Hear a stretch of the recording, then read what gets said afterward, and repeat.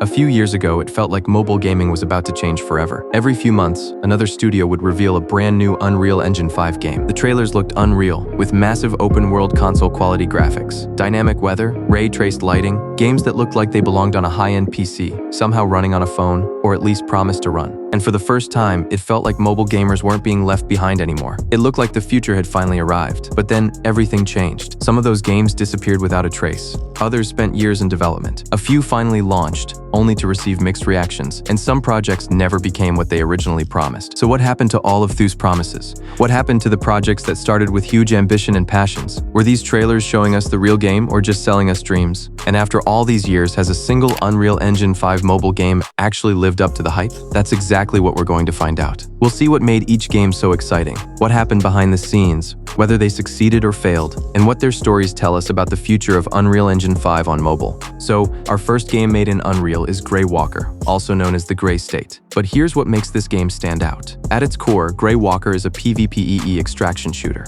Instead of simply dropping into a map to eliminate other players, every match is divided into two distinct phases. During the first phase, you and your squad explores the map, fights AI-controlled monsters, gathers resources, upgrades equipment, and prepares for what comes next. This part is more focused on survival, exploration, and progression than constant player versus player combat. Once first phase time has passed, the match shifts into its second phase. Every remaining squad is forced through a portal into a smaller combat area, where they compete over a high-value objective. This sudden transition changes the pace completely, turning a survival-focused experience into a tense battle against both enemy teams and the timer. Another feature that separates Grey Walker from traditional extraction shooters is its walker system. Rather than controlling just soldiers, players use biomechanical bodies known as walkers. Each walker belongs to a different combat archetype, such as hammer, phantom, flamethrower, or camouflage, encouraging team composition and varied playstyles instead of everyone using the same loadout. Early gameplay showcases highly detailed environments, realistic lighting, dense vegetation, and large open areas, all features commonly associated with Unreal Engine 5. So finally, let's get to the point. What happened to this Grey Walker game? Actually, this game is set to release in 2026. Yeah, you heard it right. It's one of the newest Unreal Engine 5 projects aiming to launch across PC, consoles, and mobile, once at a time. Unlike many previous games that started on PC and later received a standalone mobile version, Grey Walker is being designed as a true cross-platform experience from the beginning. However, this raises an important question, and here's my personal opinion about this ambitious game. The game is clearly built on Unreal Engine 5. At the same time, current mobile hardware still has limitations. Features that work well on high-end PCs often need to be reduced, redesigned, or replaced on smartphones to maintain stable frame rates, battery life, and manage device temperatures. Because of this, the mobile version will almost certainly not deliver every Unreal Engine 5 feature at its maximum quality. But the optimization? Yeah, that's what we're here for. And luckily, it's being developed by Tencent's Aurora Team Studio, so we might relax safely without feeling it's over completely. But after all, optimization is not everything. Its future will ultimately depend on whether the developers can deliver stable performance, engaging gameplay, fair monetization,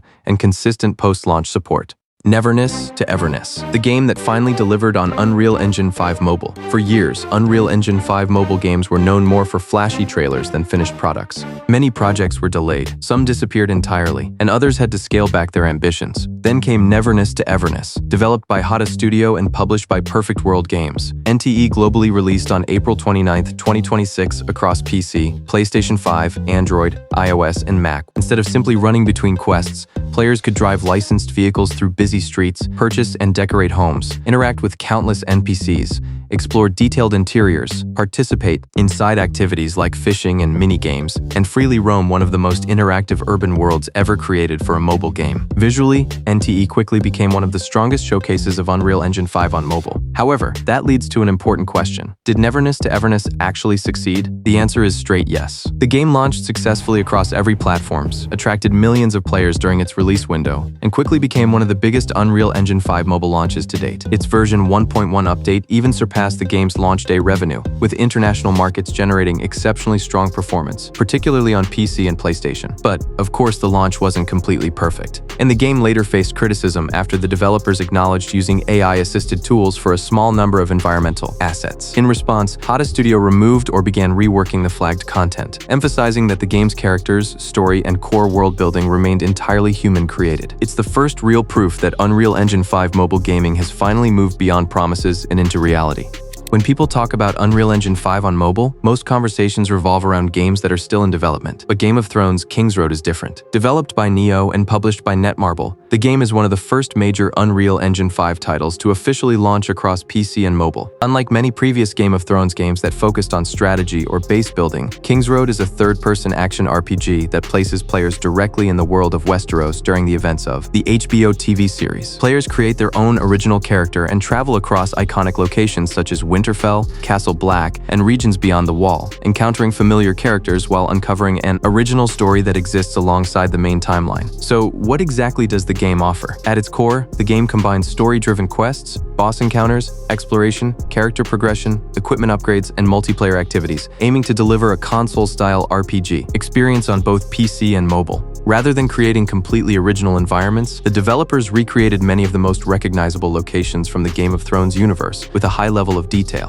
Combined with cinematic cutscenes, voice acting, and realistic environmental design, the game delivers one of the most visually impressive adaptations of the franchise on mobile. However, bringing that experience to mobile wasn't as simple as lowering the graphics settings. According to the developers, they created separate rendering pipelines for PC and mobile instead of attempting to run the exact same graphical workload across every platform. This allowed them to preserve Unreal Engine 5's visual style while adapting lighting, textures, effects, and rendering techniques to fit the performance limitations of smartphones. Like every Unreal Engine 5 mobile project, advanced technologies such as Lumen and Nanite cannot always operate at their highest settings on mobile devices. To maintain stable frame rates, prevent overheating, and reduce battery consumption, many graphical features were removed, optimized, or replaced with more efficient alternatives. So after all of this hard work, did the game succeed? As a mobile game, it's most likely yes, but as a PC or console game, it's a disaster. Somehow the game proved that a large-scale Unreal Engine 5 RPG could successfully launch on mobile while maintaining impressive visuals and a cinematic presentation. But when it comes to immersion or long-term gameplay stability, this game gets crashed. Because many people's criticized repetitive mission designs, progression systems, aggressive monetization,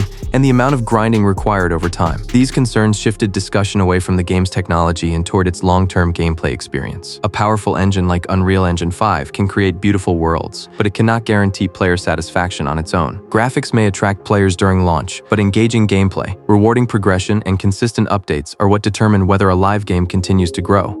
Back in 2022, when Unreal Engine 5 was still new, one mobile game suddenly caught everyone's attention. It wasn't made by Tencent or NetEase. Instead, it came from ByteDance's studio. Many players believed it could become one of the first true Unreal Engine 5 survival games on mobile. So, what exactly was Codename Spark? Unlike Battle Royale games that focused on quick matches, Codename Spark was designed as a large-scale open-world survival experience. The game took place in a post-apocalyptic world after a meteorite strike devastated civilization. The disaster left behind mysterious energy, mutated creatures, and scattered groups of survivors fighting to stay alive. You had to gather resources, craft weapons, hunt for supplies, build your own shelter, explore dangerous locations, and defend yourself against both mutated monsters and hostile players. Every decision mattered because the world itself constantly threatened your survival. However, that ambition also created enormous technical challenges. Running such a large survival sandbox on mobile hardware required heavy optimization. While the game entered multiple closed beta tests throughout 2022, many players reported performance issues, unstable frame rates, bugs, and hardware compatibility problems. Unfortunately, this ambitious game didn't succeed. Despite generating significant excitement during its reveal and beta tests, the game slowly disappeared from public discussion. Development updates became increasingly infrequent. No global launch ever arrived,